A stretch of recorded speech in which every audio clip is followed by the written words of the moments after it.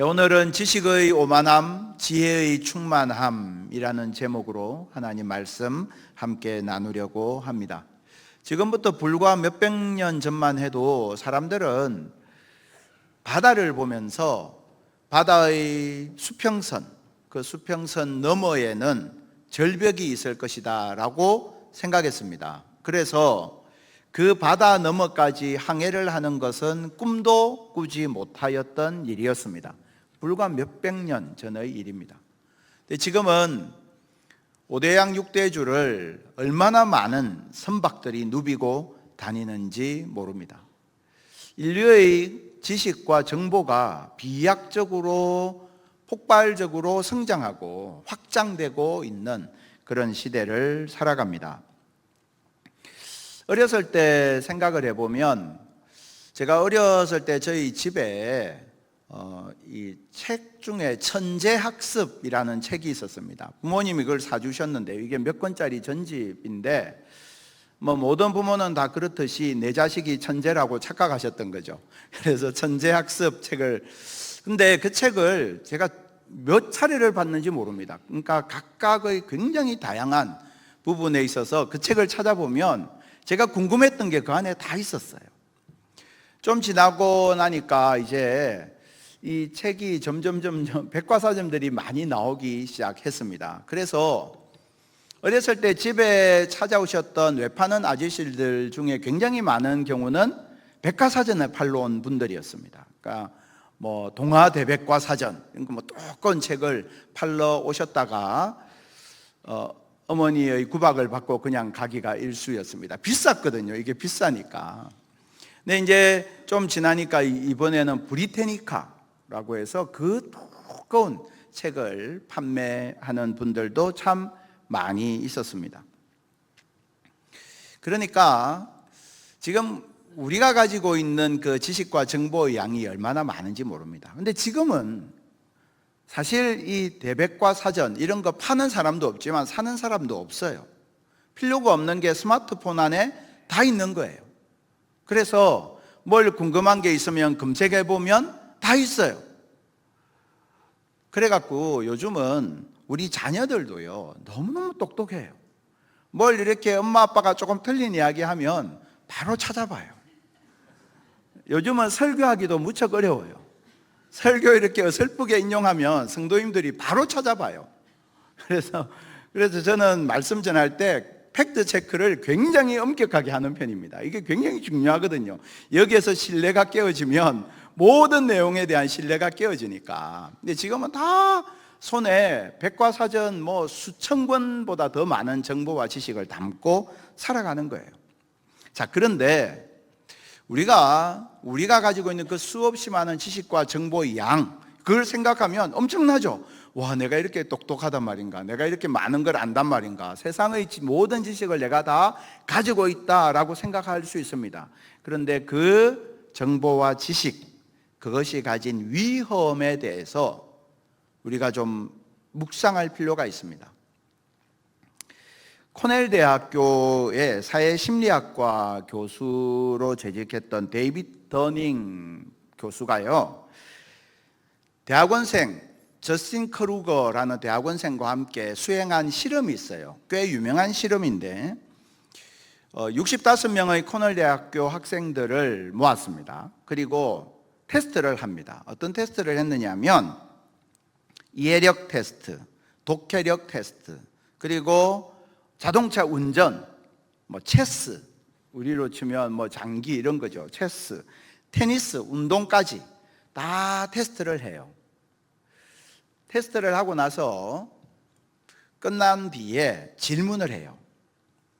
자, 테스트가 끝났는데 당신은 지금 여기 있는 사람들 중에서 몇 등 정도를 했을 것 같은지 적어 내십시오. 이렇게 했습니다. 그러니까 이제 테스트하고 나서 사람들이 각자 내가 이 중에서 나는 상위 1%일 것 같은데, 10%일 것 같은데, 내가 몇 등 했을 것 같은데, 이렇게 자기가 예상하는 걸 적어내라는 거죠. 그래서 그 내용을 다 받았습니다.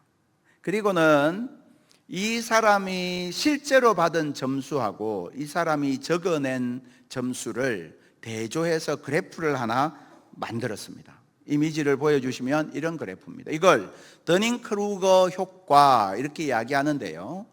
저 그래프에서 희미하게 보이는 선이 실제 받은 점수예요. 진하게 표시된 저 선은 내가 적어낸 점수예요. 저게 뭘 말하는지 느껴지십니까? 실제로 받은 점수가 낮은 학생일수록 자신이 얻은 성취에 대해서 과대평가하는 경향이 있는 거예요. 저 밑에 거의 꼴등에 가까운 녀석이 저렇게 높은 점수를 적어냈어요. 그런데 반면에 아주 상위의 그 능력을 나타낸 사람들은, 학생들은 실제로 자기가 얻은 점수보다 낮은 점수를 적어냈어요. 이 실험이 말해주고 있는 굉장히 중요한 의미가 있습니다. 실제로 하위권에 있는 사람은 자신을 과대평가하고 상위권에 있는 사람은 자신을 과소평가한다는 거예요. 결국 이게 뭘 이야기하느냐 하면, 우리가 내가 굉장히 똑똑하다 라고 자신을 과대평가하고 있다면 실은 내가 그렇지 않을 가능성이 훨씬 더 많다는 거예요. 그래서 우리 속담에도 그런 말 하지 않습니까? 무식하면 용감하다, 빈수레가 요란하다, 반면에 변은 이길수록 고개를 숙인다. 근데 이게요, 이 실험 결과와 너무 맞아떨어지는 거예요. 보통 이제 대학을 졸업하면 학사라고 하죠. 그리고 이제 학사, 석사, 박사 이렇게 가지 않습니까? 근데 학사, 석사, 박사의 과정을 거치면서 그 학위가 위로 올라갈 때마다 생각이 달라진다고 합니다. 학사, 나는 무엇이든 다 안다. 석사, 내가 모르는 것도 많다. 자기가 전공하는 것 외에는 모르는 게 많다는 거죠. 박사, 나는 아무것도 모른다. 교수, 나는 아무것도 모르는데 내가 말하면 다들 믿는다. 깜짝 놀라는 거예요. 난 잘 모르는데 왜 말만 하면 사람들이 다 믿어? 이게 뭘 말하느냐 하면요, 나는 다 안다 라고 하는 대단한 확신을 내가 만일에 가지고 있다면 여러분은 지금 대단히 위험한 상황에 처해 있다는 겁니다. 내가 다 안다, 대단한 확신 속에 내가 있다면 나는 지금 오히려 가장 위험한 지경에 놓여 있는 것이죠. 여러분, 우리가 참된 지혜가 없고요, 자신을 객관적으로 볼 수 있는 깊이가 없을 때 우리에게 일어나는 일이 있어요. 오늘 본문 1절입니다. 사람의 지혜는 그의 얼굴에 광채가 나게 하나니 그의 얼굴의 사나운 것이 변하느니라 라고 했죠. 그러니까 지혜를 얻게 되면 얼굴의 사나운 것이 변한다 라고 했지 않습니까? 뒤집어서 말하면 지혜가 없으면 그의 얼굴이 사나운 얼굴을 가지게 된다, 이런 뜻이죠. 그렇죠? 자, 그러면 사나운 얼굴이란 어떤 것일까요? 울그락불그락 막 날마다 화내고 이런 걸까요? 그게 아니고 원어적으로 사나운 얼굴이라는 말씀이 가지고 있는 뜻은 오만한 얼굴이라는 뜻이에요. 그러니까 참된 지혜를 갖추지 못했을 때, 자기 자신을 객관적으로 볼 수 있는 능력이 없을 때, 자기를 과대평가할 때 사람은 오만한 얼굴을 갖게 된다는 거죠. 그래서 이렇게 말할 수 있습니다. 지식의 오만함, 안다고 생각하는 것의 덫을 경계해야 합니다. 그럼에도 불구하고 우리는 지식의 함정에 쉽게 빠져요. 지식이 우리에게 주는 확신이 있거든요. 지식과 정보가 우리에게 주는 그 확신이 있어요. 지식 만능주의의 사회를 살아가지 않습니까? 그래서 저마다요, 자신의 주관과 판단을 앞세우고 살아가는 겁니다. 권위 있는 가르침에 대해서 귀 기울여 듣지 않으려고 합니다. 여러분, 전 세계적으로요, 의사를 가르치려고 하는 환자는 우리나라밖에 없어요. 우리나라 환자들은 의사를 가르쳐요. 공부를 좀 해가는 거죠. 검색 좀 해가지고는 그 작은 조각난 지식을 가지고 막 의사를 가르치는 게 우리나라 환자들이에요. 대단한 사람들이죠. 여러분, 우리가 서로에 대해서도 마찬가지예요. 아마 신달자 시인에 대해서 아실 겁니다. 이분이 올해 만 80세를 맞이했는데요.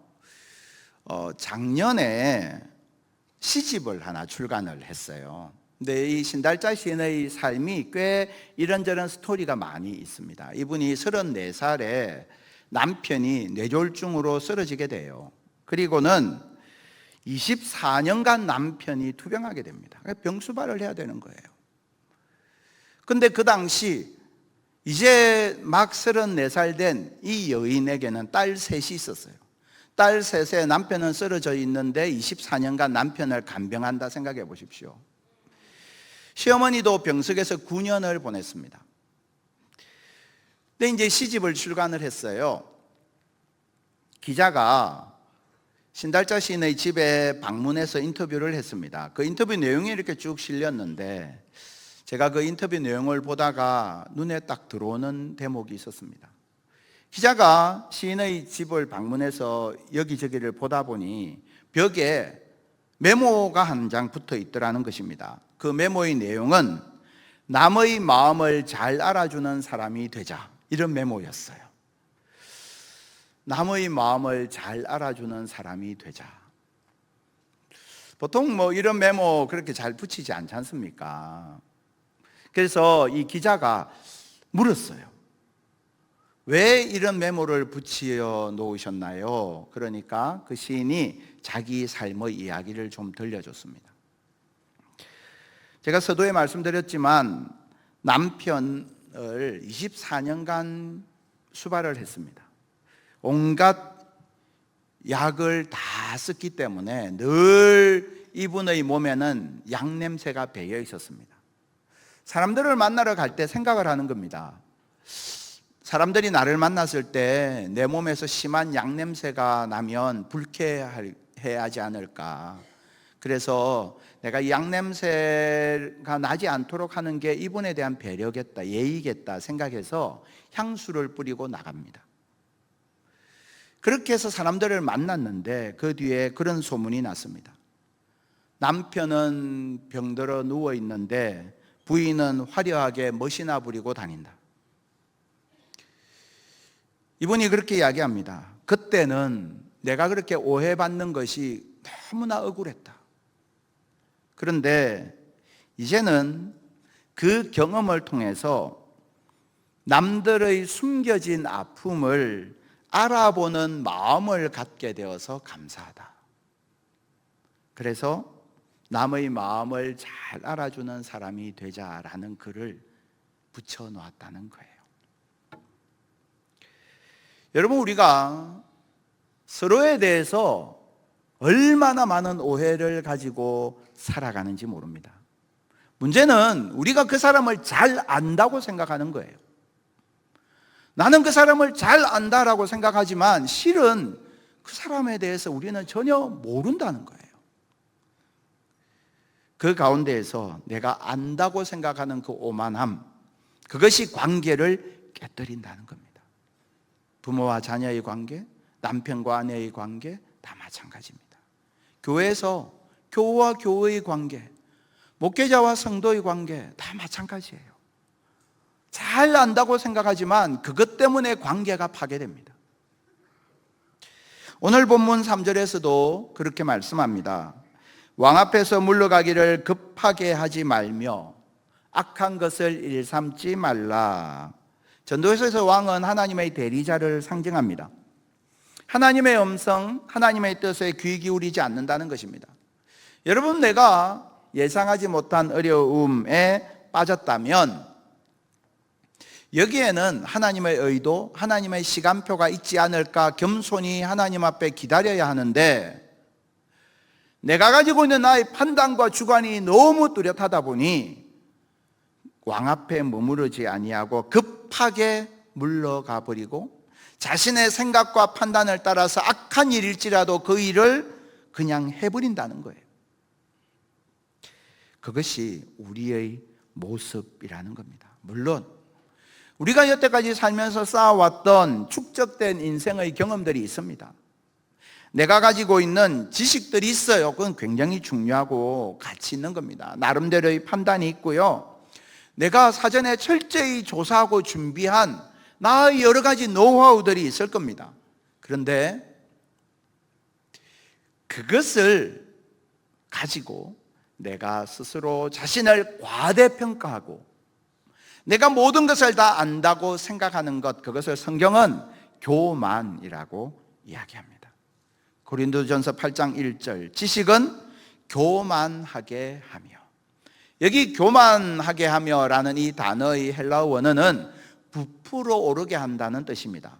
베이킹 파우더를 빵에 넣으면 빵이 부풀어 오르는 것처럼 교만은 우리를 부풀어 오르게 한다. 나는 10개의 지식을 가지고 있는데 실은 100개의 지식을 갖고 있다고 착각하게 만든다. 교만이 가지고 있는 가장 큰 위험은 그래서 자기를 속인다는 거예요.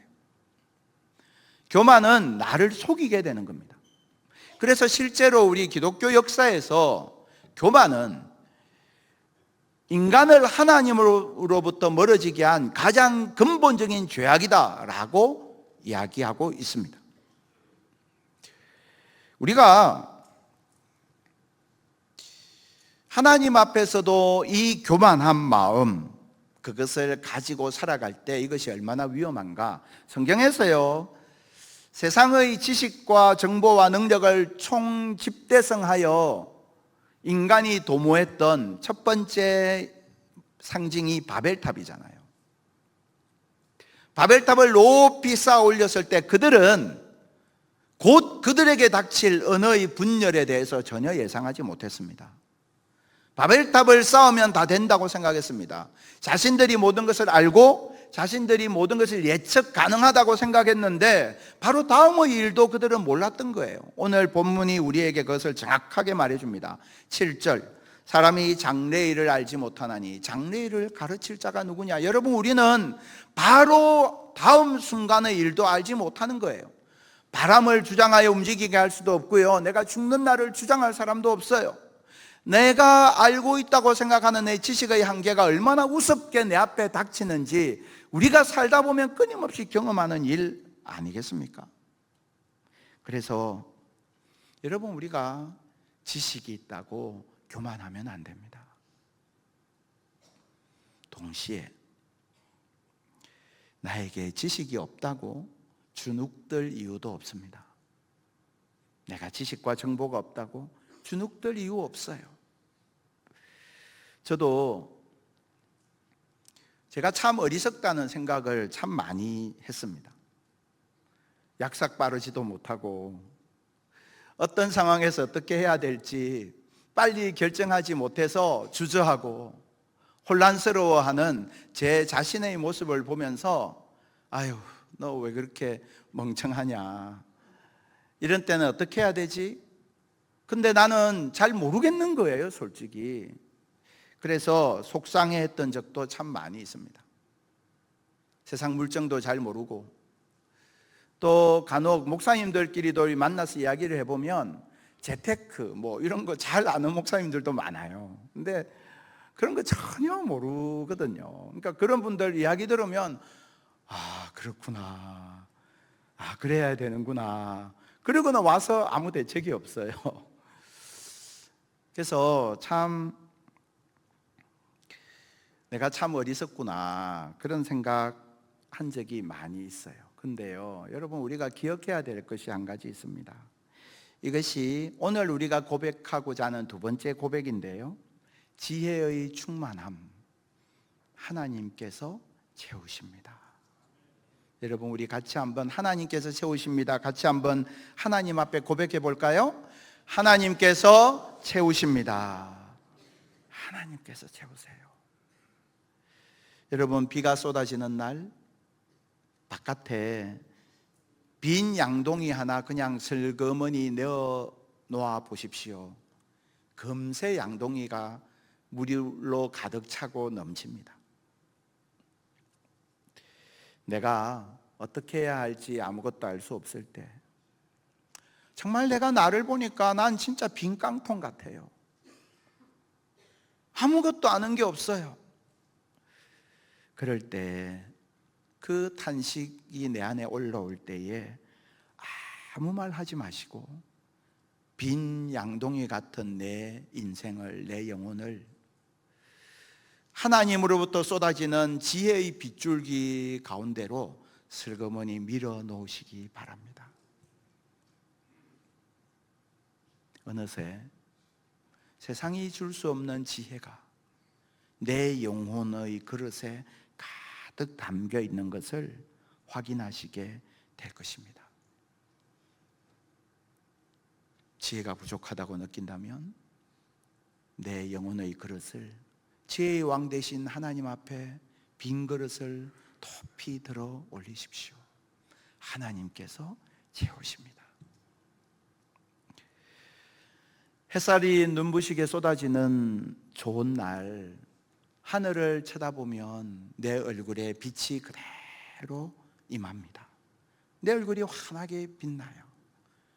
아무리 햇살이 좋은 날도 내가 햇살을 등지고 있으면 내 얼굴에 그늘이 가득 생깁니다. 똑같은 햇살인데요, 내가 서 있는 방향에 따라 그것이 내 얼굴에 광채가 되기도 하고 역으로 내 얼굴에 그늘을 만들어내기도 한다는 것입니다. 오늘 본문 1절 다시 보겠습니다. 누가 지혜자와 같으며 누가 사물의 이치를 아는 자이냐? 사람의 지혜는 그의 얼굴에 광채가 나게 하나니. 여러분, 우리의 얼굴이 빛 대신 주님을 바라볼 때 내 얼굴에 빛이 나고 내 영혼에 그 하나님의 은혜의 광채가 담기게 되는 것입니다. 여러분, 우리에게 비추어 주시는 주님의 빛, 성경은 뭐라고 말씀하고 있는지 볼까요? 민수기 6장 24절에서 26절은 유명한 대제사장의 축복 기도문 아닙니까? 25절 보십시오. 여호와는 그의 얼굴을 내게 비추사. 하나님의 은혜의 빛이 우리를 향하여 비춘다는 것입니다. 그래서 그 주님의 은혜의 빛을 향하여 내 얼굴을 들 때에 그때 내 얼굴에 변화가 나타나기 시작하고 내 영혼이 하나님의 은혜의 광채로 환하게 빛나기 시작한다는 것입니다. 여러분, 다윗의 인생에 흑역사가 있었습니다. 다윗의 인생, 사무엘상 21장을 나중에 한번 찾아보십시오. 사울 왕이 다윗을 죽이려고 정예 군사를 풀었습니다. 다윗이 피신하다 도망하다 급기야 이방 왕에게 찾아갑니다. 몸을 숨겨달라고. 그때 그 이방 왕과 이방 왕의 부하들이 다윗을 죽이기로 결정합니다. 그것을 알게 된 다윗이요, 어떻게 했습니까? 그 이방 왕 앞에서 수염에 침을 질질 흘리면서 미친 사람 흉내를 냈습니다. 그리고는 그 자리에서 벗어났습니다. 얼마나 자괴감으로 괴로웠을까요? 목숨을 부지하려고 미친 사람 흉내를 내고 조롱을 받으면서 그 자리에서 떠났습니다. 그리고는 사울을 피해서 숨어 있었던 아둘람 굴로 갑니다. 아둘람 굴에는 그와 함께 했던 사람들이 모여 있습니다. 그곳에서 미친 사람 흉내를 내서 간신히 목숨을 부지했던 다윗은 그 아둘람 굴에서 하나님 앞에 고백을 올려드리는데요, 그 고백이 시편 34편의 고백이에요. 나중에 한번 쭉 읽어보십시오. 그 시편 34편의 고백 중에서 4절, 내가 여호와께 간구하며 내게 응답하시고 내 모든 두려움에서 나를 건지셨도다. 그들이 주를 앙망하고는 look to him, 그분을 본다는 거예요. 내가 주를 앙망하고 광채를 내었으니 그들의 얼굴은 부끄럽지 아니하리로다. 주님을 바라보는 사람은 그 얼굴에 주님으로부터 오는 빛이 그 얼굴의 광채가 된다는 것입니다. 주님을 바라볼 때 그 사람의 얼굴이, 그 사람의 영혼이 하나님의 은혜의 빛으로 환하게 빛나게 되고 그가 충만하게 된다는 것입니다. 이렇게 주님 바라보는 사람을 성경은 지혜자라고 말씀합니다. 지혜자가 되기 위해서 우리가 꼭 알아야 할 중요한 원리 하나가 있습니다. 오늘 본문 3절, 왕 앞에서 물러가기를 급하게 하지 말며. 여러분, 힘들고 어려운 때일수록, 혼란스러운 때일수록 왕 앞에, 하나님 앞에 머물러 있어야 합니다. 하나님으로부터 물러가지 말고 하나님께 물어야 합니다. 하나님으로부터 물러가는 것, 하나님으로부터 멀어지는 것을 성경은 악이라고 말하고요, 하나님께 묻는 것을 지혜라고 합니다. 저와 여러분이 어려움 당할 때, 혼란 가운데 있을 때, 답답할 때, 어찌해야 할지 알지 못하여 당황할 때 하나님으로부터 물러가는 것이 아니라 하나님께 묻는 지혜자들이 될 수 있기를 축복합니다. 하나님께 묻는다는 것은 하나님 앞에 머물러 있는 것을 뜻합니다. 여러분, 지금 이 예배 드리는 이 시간이 하나님 앞에 머무르는 시간입니다. 여러분, 이 시간에 하나님 앞에 머무르십시오. 이 시간에 내 생각과 내 관심이 바깥으로 나가고, 또는 내가 가지고 있는 여러 가지 고민 사이를 방황하지 마시고 이 시간 하나님 앞에 머무르시기를 바랍니다. 하나님으로부터 물러가지 않기를 바랍니다. 하나님 앞에 머무르는 그 사람, 하나님은 결단코 외면하지 아니하십니다. 그리고 어떻게 하십니까? 하나님 앞에 머무르는 그 사람의 빈 그릇을 하나님은 반드시 채워주십니다. 무엇으로 채워주십니까? 하나님의 지혜로 나의 빈 그릇을 채워주십니다. 그렇게 우리가 하나님 앞에 머무를 때 주님께서 응답해 주십니다. 오늘 본문 5절, 지혜자의 마음은 때와 판단을 분별하나니. 지혜자는, 하나님께서 주시는 지혜를 그 영혼에 담은 사람은 때와 판단을 분별한다 말씀합니다. 여러분, 우리가 인생 사는 가운데에서 참 혼란스러울 때가 있습니다. 내가 이 사업을 시작해야 되나? 언제 시작해야 되나? 내가 직장을 옮겨야 하나? 그렇다면 언제 옮겨야 하나? 어디로 옮겨야 하나? 자녀와의 관계에서 내가 어떻게 해야 하나? 내 아이에게 내가 어떻게 해야 되는 건가? 여러분, 얼마나 혼란스러울 때가 많은지 모릅니다. 그런데요, 오늘 본문 5절에서 지혜자의 마음은 때와 판단을 분별한다라고 했습니다. 때란 언제 그 일을 해야 하는지, 하나님의 때가 언제인지, 하나님의 시간이 언제인지를 아는 것을 뜻합니다.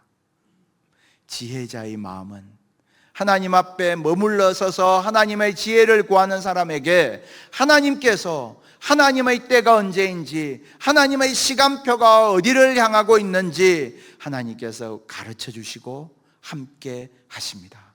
저와 여러분 속에 이 하나님의 때를 아는 지혜가 있게 되기를 축복합니다.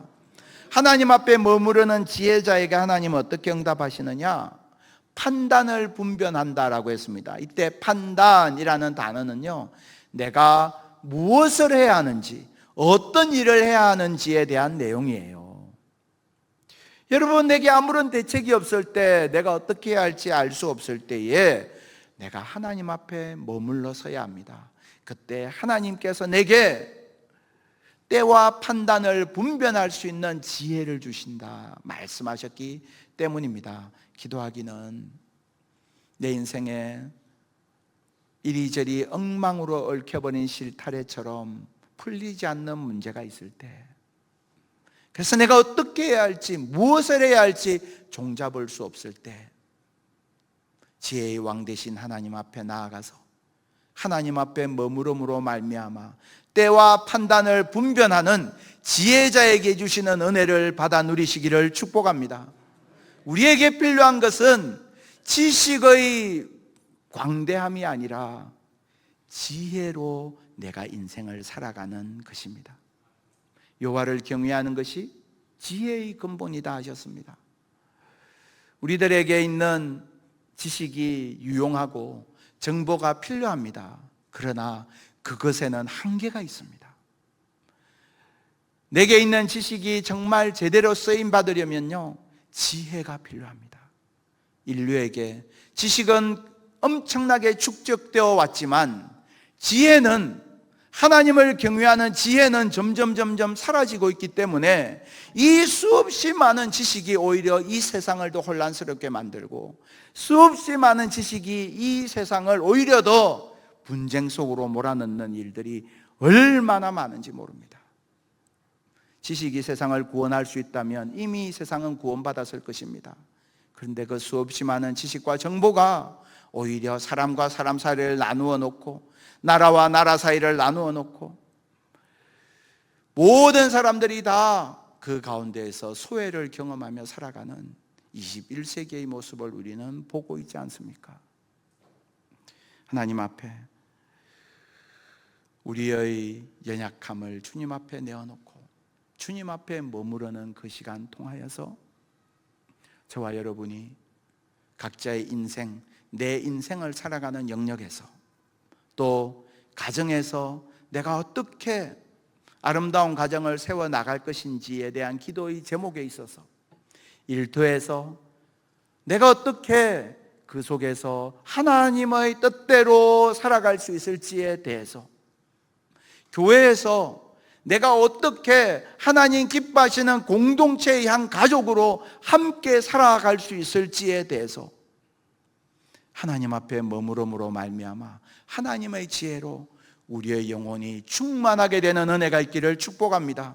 그리고 그 하나님의 지혜를 의지하여서 하나님께 묻고 하나님의 답을 기다리고 하나님의 말씀에 순종함으로 말미암아 우리의 인생 속에 하나님의 영광이 드러나는 귀한 한 주간 될 수 있기를 주님의 이름으로 축복합니다.